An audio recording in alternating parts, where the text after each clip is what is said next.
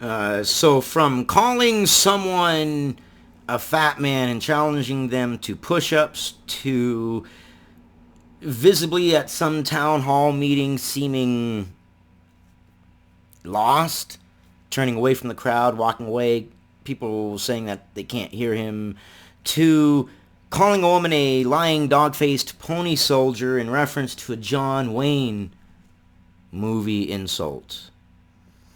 Okay, Joe Wayne.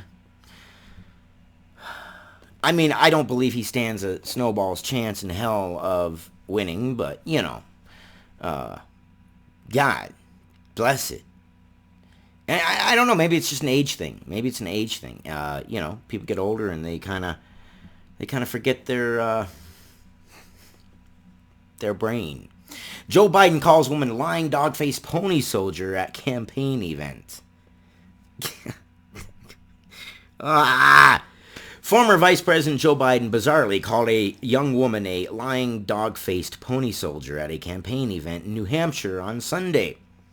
The woman had just asked the presidential hopeful about his fourth-place standing in the Iowa caucuses. How do you explain the performance in Iowa, and why should voters believe that you can win the national election, she asked, according to a clip of the exchange, a very valid reason. You can't, Biden. You can't. You just can't do it. You can't do it. You can't do it. You can't do it. You're not going to do it. Biden, 77, admitted it was a legitimate question, but then asked her, Iowa's caucus. Have you ever been to a caucus? When she indicated she had, Biden responded, no, you haven't. You're a lying, dog-faced pony soldier, drawing laughter from the crowd.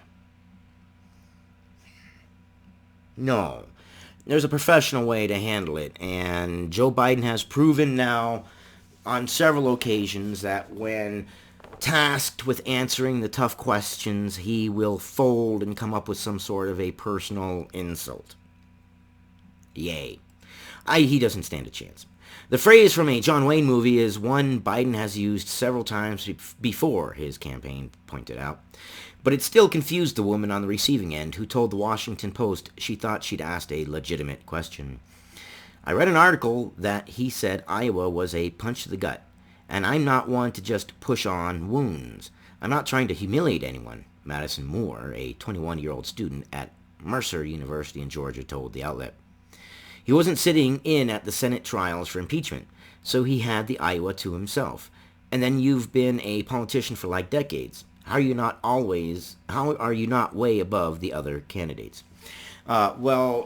Madison, that's because he's an idiot. And I'm not saying that in an evil term. I'm saying that in the fact that he can't help it. I believe it's a combination of age. I believe it's a combination of not being able to come up with those answers right away. Someone asks him a tough question and he gets defensive.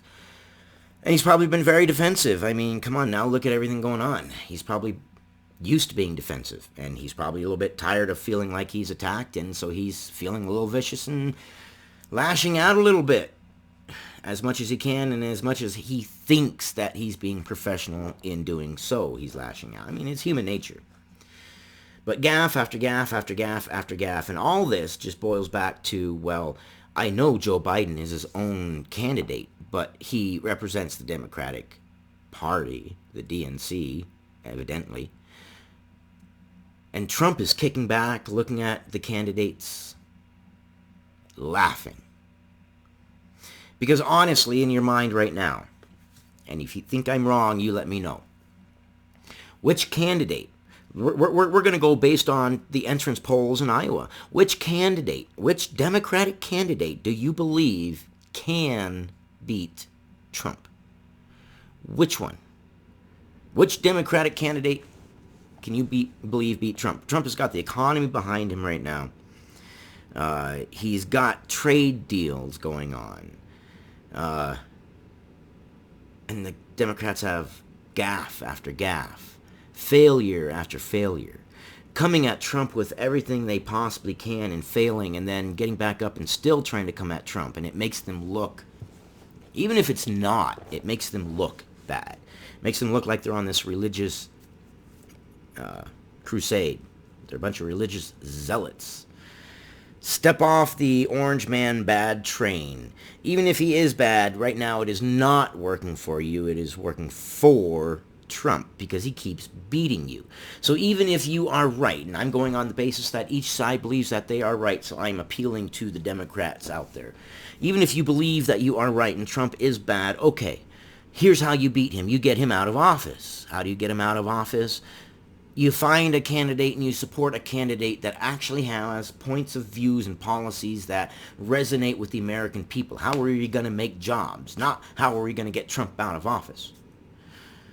How are we going to create jobs? How are we going to create a beneficial future for all? How do we create something that lifts everybody up without bringing people down, that is? How do we get onto the world stage?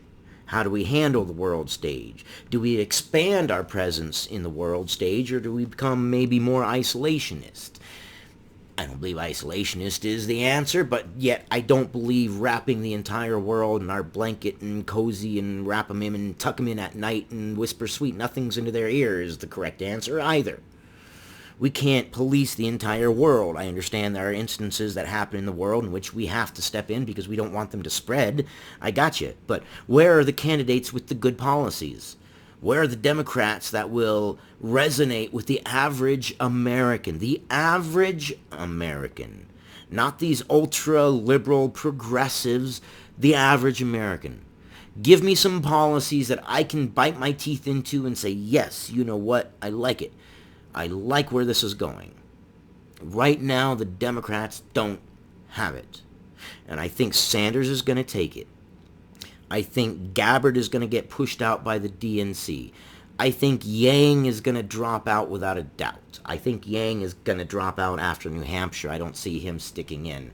Bloomberg is going to hang on tooth and nail. He's got the money. I think he's going to hang on as long as he possibly can. I do believe that Gabbard is going to get pushed out by the DNC, though. I think they're going to find a way to do it, funding and gosh darn, I can't think of the word right now. I'm having a brain fart. I can think of the word and I can't get it out. Tulsi Gabbard, I think, is going to get pushed out. I do believe Sanders is going to take it. Yang's going to look at it and be like, no, it's no good. He's going to bow out. Bloomberg's going to be like, and he's going to jump in. He's not going to let go. Bloomberg's not going to let go. Yeah, you kidding me? I do see Sanders taking it, and that would give Sanders the lead over Buttigieg in overall delegates as well. But that's how I see it, and Joe Biden is just adding to the negative point of view of the Democrats.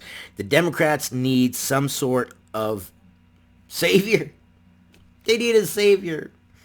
That's what the Democrats need. They need Neo from the Matrix. Neo needs to come in and save the Democrats. That's the only way I see it. Anyways, that's how I see it. If Yang sticks in, I would be highly surprised. I don't see Yang sticking in. If Bloomberg drops out, I would be highly surprised. I don't see Bloomberg dropping out. I see Yang being reasonable enough to realize that he can't do it. He can't do it. Tulsi.